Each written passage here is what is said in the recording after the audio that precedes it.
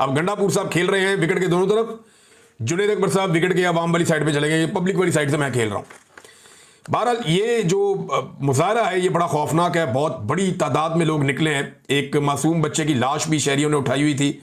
मैंने बड़े लंबे अरसे के बाद इतनी बड़ी तादाद में लोग देखे जो बाजोड़ में एक दिन के ऑपरेशन के बाद अवाम निकलकर सामने आई है, बहुत बड़ी तादाद में। शाहिद खटक साहब ने भी कोई तस्वीर शेयर की है, गुलजफर खान साहब जो इस इलाके के रहने वाले हैं उन्होंने कुछ तस्वीर शेयर की हैं। बड़ी शदीद वहाँ पे नारेबाजी भी हुई, इवन फोर्सेस के खिलाफ भी नारेबाजी हुई, दहशतगर्दी के खिलाफ भी नारेबाजी हुई।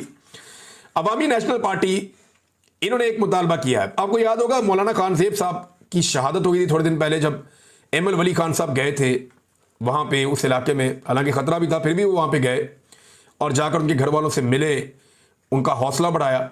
बड़ी अच्छी बात थी, मैंने उस दिन तारीफ़ की थी। अब ये मौलाना खानजेब साहब भी इस ऑपरेशन के शदीद मुखालिफ थे और इसके रास्ते की एक बहुत बड़ी दीवार थे। मौलाना खानजेब के कातिल भी नहीं पकड़े गए, कोई कार्रवाई भी नहीं हुई। और मौलाना खानजेब जो है देखें ना, वो तो ऑपरेशन के खिलाफ थे ना, तो कोई दहशतगर्द उन्हें क्यों मारेगा?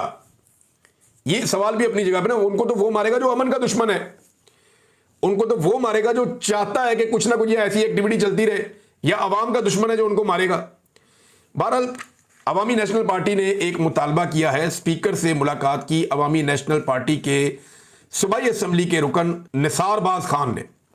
उन्होंने कहा जी कि पीर बहुत दूर है, आप शाम को, कल शाम को बुलाएं फौरी तौर पे, सूबाई असम्बली का इजलास बुलाएं हंगामी तौर पे, और इजलास बुला के इस पर बात करें। खैबर पख्तूनख्वा के अमन व अमान की सूरत हाल बहुत ख़राब है, यहाँ पे ऑपरेशन किया जा रहा है, गैर एलानिया तौर पर रियासत ने ऑपरेशन शुरू कर दिया है बाजोड़ में, जिससे बेगुनाह सिविलियन शहरियों को निशाना बनाया जा रहा है। ये अवामी नेशनल पार्टी की जानिब से ये जारी किया गया स्टेटमेंट, एमएल वली खान नहीं है, अवामी नेशनल पार्टी की जानिब से जारी किया गया। मुतालबा किया कि फौरी तौर पर इसके ऊपर असम्बली में इजलास बुलाकर बातचीत की जाए। ये अब मेरे सामने नाज़रीन वीडियो खुल गई है, छोटा बच्चा है, उसके कपड़ा बंधा हुआ है, ये बहुत ही मासूम बहुत प्यारा बच्चा है, छोटा सा, इतनी शलवार कमीज पहनी हुई है। इसकी डेड बॉडी इसकी फैमिली ने उठाई हुई है और बाजोड़ वाले एहतजाज में पहुंच गए हैं कि इस बच्चे का क्या कसूर है,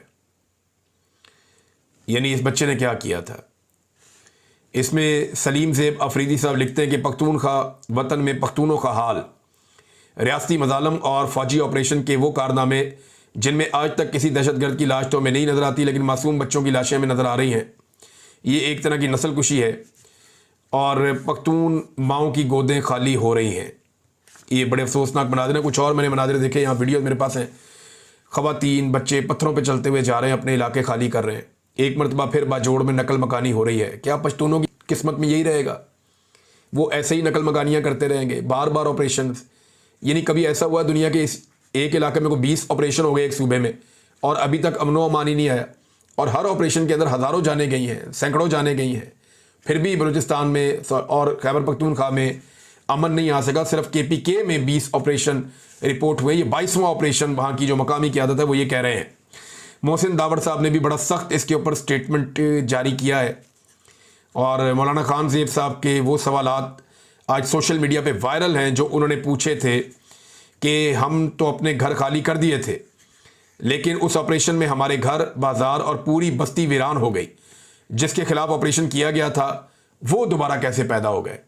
ये वो सवाल है जो पूछा था मौलाना खानजेब साहब ने। गुलजफर खान जो हैं जिन्होंने पाकिस्तान तहरीक इंसाफ की जानिब से इलेक्शन लड़ा था बाजोड़ में, और क्योंकि वहाँ पे एक पाकिस्तान तहरीक इंसाफ के साथी जो थे तहरीक इंसाफ वालों के, वो शहीद हो गए थे और उनके भाई ने फिर इलेक्शन लड़ लिया, तो वो छोड़ के चला गया, शहबाज शरीफ की काबीना में शामिल हो गया।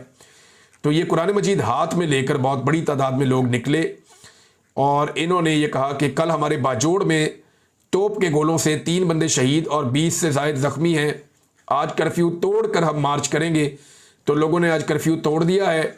खैबर पख्तूनख्वा की गवर्नमेंट ने भी ये ऐलान किया कि जनाब कोई कर्फ्यू यहाँ नहीं लगा सकता DC, और दफ़ा 144 का निफाज नहीं कर सकता। तो बाजोड़ के अवाम के हमरा कर्फ्यू तोड़कर मार्च कर रहे हैं। ये गुलजफर खान साहब ने स्टेटमेंट दिया, हाथ में कुरान पाक और बाजुओं पर काला कपड़ा बांध कर दोनों दहशतगर्द गिरोह के सामने जरगा करेंगे कि हमें जीने दे। ये दोनों दहशतगर्द गिरोह कहते हैं जी, हमें दोनों तरफ से दहशत ज़दा होते हैं। दहशतगर्दों की तरफ से, तालिबान की तरफ से भी होते हैं और फौज की तरफ से भी होते हैं, क्योंकि हमारे ऊपर दोनों की गोलियां आकर गिरते हैं, हमारे ऊपर दोनों की गोलियां आकर गिरती है। तो हम तो दोनों तरफ से पिस रहे हैं। इस तरफ जनाब वो तालिबान है, इस तरफ जो सिक्योरिटी फोर्सेज है, बीच में हम पिस रहे हैं और 21 ऑपरेशनों के बावजूद कोई हल नहीं निकला। अब वो लोग ये कहते हैं जी इसका हल हम खुद निकालेंगे। हम अब ये गए थे जाके तालिबान के ठिकानों के बाहर बैठ गए और उन्होंने कहा जी 5 तारीख तक का उन्होंने टाइम मांगा। उन्होंने कहा जी हम 5 तारीख तक का टाइम दें, हम ये इलाका खाली करेंगे, आपको हम निकल जाते हैं। उसके बाद फिर हमने देखा कि एक ऑपरेशन शुरू हो गया नेक्स्ट डे। अब फिलहाल फौरी तौर पे जो इतला आई वो ये है कि ऑपरेशन को रोका गया है और सरबकफ आर्जी तौर पे बंद है। मोहम्मद फ़हीम साहब ने ये बात रिपोर्ट की है, सीनियर जर्नलिस्ट हैं। तो नाज़रीन, ऑपरेशन की जो बाकी चीज़ें आपके साथ मैं शेयर करता रहूँगा और आपको बताता रहूँगा जैसे जैसे इसकी अपडेट्स आएंगी। अब जो बाकी खबरें हैं वो मैं आपके साथ शेयर करता हूँ, जिनमें एक बड़ी खबर ये है कि एक ऑल पार्टीज कॉन्फ्रेंस होने जा रही थी और उसको रोकने के लिए हुकूमत ने बड़े होछे हथकंडे इस्तेमाल करना शुरू कर दिए हैं। अल्लामा राजा नासिर अब्बास साहब का स्टेटमेंट आया और इस हवाले से एक स्टेटमेंट जो है वो मुस्तफ़ा नवाज खोखर साहब का भी है।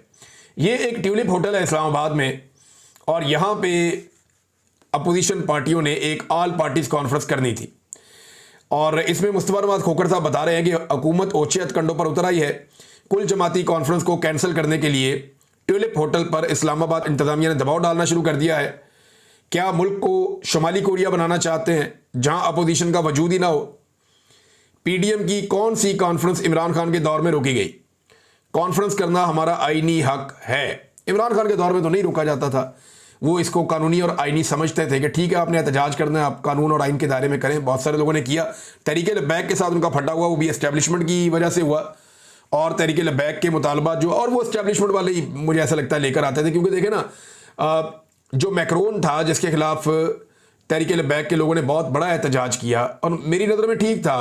मैक्रोन ने तौहीने रिसालत सल्लल्लाहु अलैहि वसल्लम के मामला वहाँ पे किए फ्रांस में, उसके ऊपर ये इल्ज़ामात लगे और उस मामले पे तहरीक लब्बैक के लोग भड़क गए। उन्होंने जी मुतालबात करना शुरू कर दिए कि ये करो वो करो वो करो। बाद में हमने देखा कि जब पीडीएम की हुकूमत आ गई तो पीडीएम के लोगों ने जाके मैक्रोन से जप्फे डाले, मैक्रोन को गले लगाया। ये बाकायदा वज़ीर आज़म इनकी काबीना, ये मैंने बिलावल को भी देखा था, तो कुछ भी नहीं किया तहरीक लब्बैक ने, उस वक्त बिल्कुल खामोश रहे। इमरान खान ने मजम्मत की लेकिन उसके खिलाफ एहतजाज हुआ। इन्होंने जाके जफियाँ डाली लेकिन इनके खिलाफ एहतजाज नहीं हुआ। तो यहाँ पे सवालात पैदा होते हैं जिनका जवाब तहरीक लब्बैक वालों के पास भी बेचारों के पास नहीं है। वो बेचारे फिर सोशल मीडिया पे टमक टोइयाँ करते हैं या गालियाँ देते हैं। ऊपर लिखा हुआ होता है कि नामूस रसालत के लिए जान भी कुर्बान है और नीचे जो गालम गलोच की हुई होती है। मुझे समझ नहीं आती कि ये उलमा इनको सिखाते क्या है, ये आलिम दीन इनको बताते क्या है कि आप किसी की भी माँ बहन की गालियाँ दें, आप बदतमीज़ी करें, किसी की निजी ज़िंदगी के अंदर घुस जाएँ। ये बहुत अजीब लगता है। यानी ऊपर आपने लिखा हुआ है कि नामूस रसालत के लिए जान भी कुर्बान है, सरतन से जुदा, इस किस्म की चीज़ें भी लिखते हैं, बहुत जज्बाती जुमले लिखते हैं, खून को गरमाते हैं वो चीज़ें। लेकिन जो अमल है वो नीचे वो है ही नहीं, बड़ा अजीबोगरीब है। नीचे गालम गलोच, बदतमीज़ी और पता नहीं क्या कुछ है। सेनेटर अल्लामा राजा नासिर अब्बास साहब ने भी इसी मामले के ऊपर बड़ी शदीद तनकीद की है। बल्कि हुकूमत का एक और मामला है जिस पे इनकी जमात जो है अल्लामा राजा नासिर अब्बास साहब की जमात, ये अब एक बहुत बड़ा एहतजाज करने भी जा रही है। MWM जो ज़ायरीन जाते हैं ईरान में, इराक़ में, यहाँ से ज़मीनी रस्ते से, उसके अंदर इनका क्लेम है कि अरबों रुपए का नुकसान हो गया ज़ायरीन का, जिन्होंने होटलों की और बाकी बुकिंग्स की हुई थी। अब उनको रोका जा रहा है कि ज़मीनी रस्ते से आप नहीं जा सकते क्योंकि लॉ एंड ऑर्डर मेंटेन नहीं है। थोड़े दिन पहले वज़ीर दाखिला कह रहा था कि एक SHO की मार है दहशतगर्द, और आज सूरत हाल ये है कि वो ये कहता है कि जी लॉ एंड ऑर्डर मेंटेन नहीं है, लिहाजा आप ज़मीनी रास्ता इस्तेमाल नहीं कर सकते।